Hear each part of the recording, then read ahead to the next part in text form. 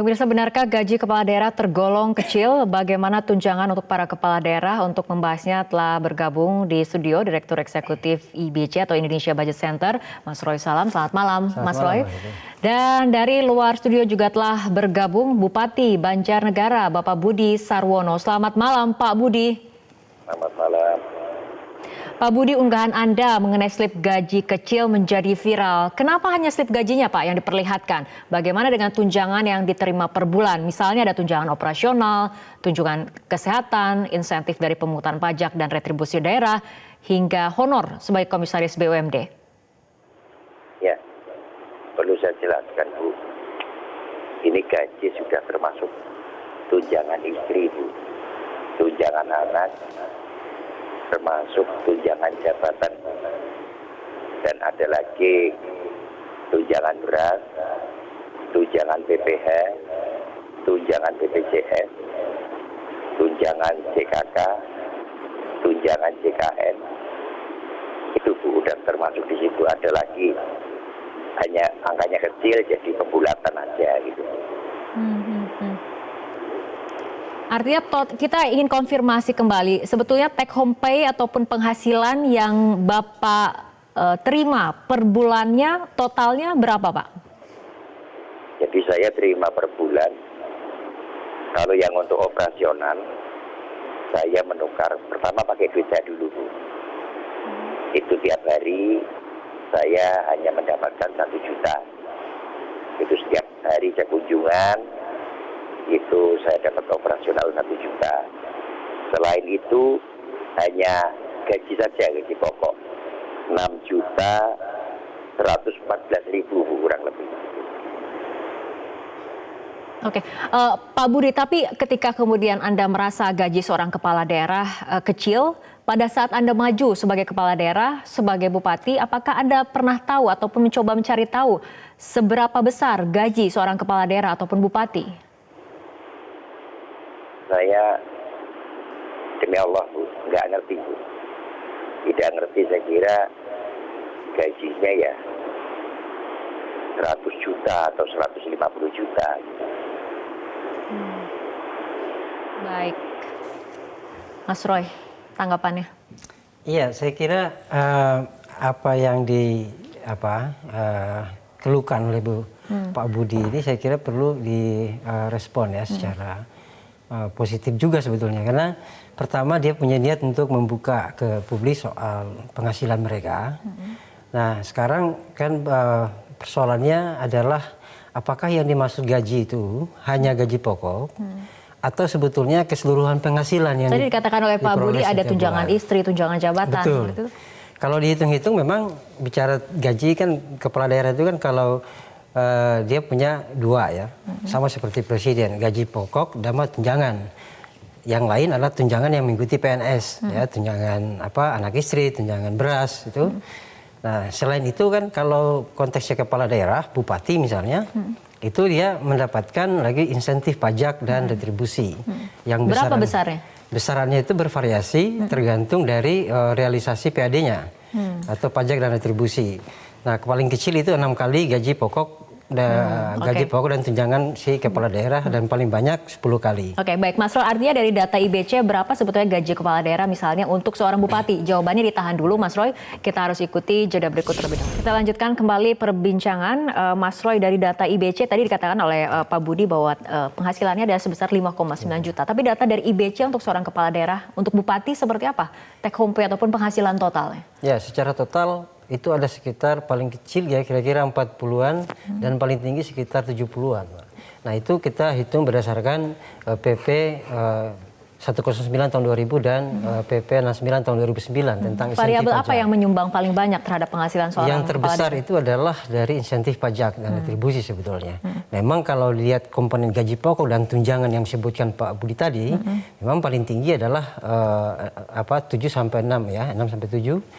Kalau gubernur 9 ya, sekitar itu. Nah itu belum dipotong pajak penghasilan gitu. Oke.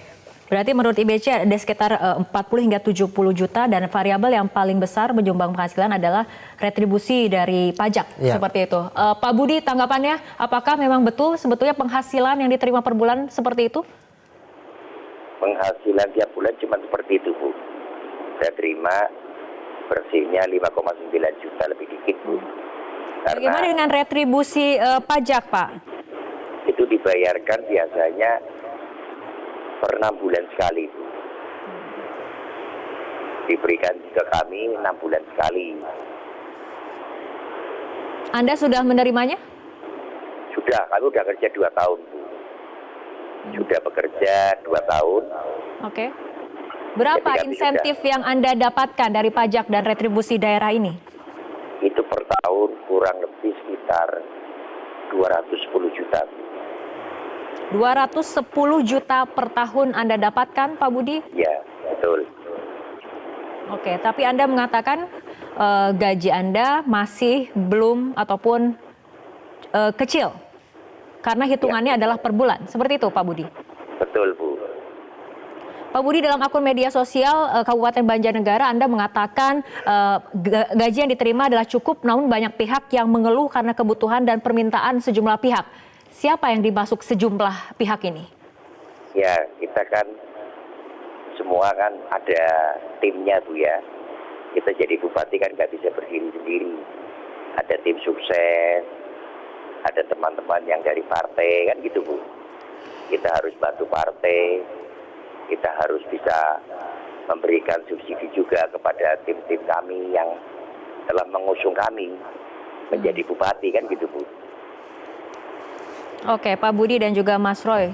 Kalau misalnya tadi kita dengarkan pernyataan dari Pak Gubernur mengatakan kalau tidak mau gaji kecil, jangan jadi kepala daerah. Kita akan lanjutkan kembali perbincangan, tapi kita ikuti jeda berikut terlebih dahulu.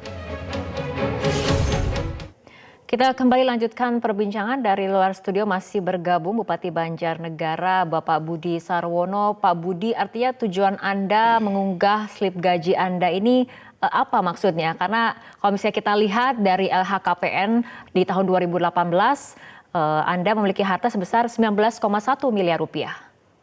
Ya, itu memang LHKPN, itu benar. Kekayaan kami sebelum kami maju jadi bupati. Saya mengunggah hal itu, maksud kami untuk transparan. Karena era saya adalah era keterbukaan, Bu. Jadi biar masyarakat juga tahu persis keadaan kami gitu. Tapi saya juga tidak punya tujuan kalau saya mengunggah itu terhadap tim saya agar tidak minta bantuan ke saya. Atau mungkin kalau pas saya kunjungan ke desa-desa, di pengajian juga tidak minta bantuan ke saya. Saya tetap sampai hari ini tetap membantu terus, Bu, semuanya itu. Tujuannya hanya saya kepingin memberitahu begini loh susahnya jadi bupati, yang mana di dalam kabupaten ini semua tumpuannya adalah kepada bupati. Orang susah, orang sulit, orang sakit, semua ke bupati semua, Bu. Artinya pengabdian dan juga kehormatan sebetulnya jauh lebih besar dibandingkan gaji itu sendiri, bukan begitu Pak Budi? Betul sekali. Betul sekali, Bu. Kami berjuang. Mungkin Pak Ganjar juga tahu sendiri seperti yang terjadi di daerah kami, ada pernah jalan provinsi itu Pak Bu, saya tangani sendiri, pakai duit pribadi sendiri, kami nggak minta ganti sama provinsi. Baik Pak Budi, kita ke Mas Roy. Ini eranya keterbukaan, tapi mungkin juga yang harus dibuka tidak hanya gaji pokok per bulan, tapi bagaimana penghasilan per tahun juga harus kemudian diungkap. Sebetulnya seperti apa ya? Iya, saya kira memang harus kalau tadi katakan ini era transparansi, ya, mestinya memang dibuka keseluruhan. Sampaikan ke publik bahwa penghasilan saya sebulan itu sekian, jika setahun sekian gitu ya. Jadi tidak sepotong-sepotong diperlihatkan sehingga kemudian seolah-olah memang penghasilannya sangat kecil. Tapi terlebih dari itu bahwa seorang pemimpin memang harusnya tahu tentang apa yang dia peroleh dari negara gitu ya, dari pengabdian itu. Karena memang saya kira kalau tujuannya untuk mencari harta, saya kira memang tidak tepat ya, karena pemimpin itu memang ya harus menderita gitu. Nah, bagaimanapun saya kira yang harus dilihat dari kepala daerah kan sebetulnya kinerja ya.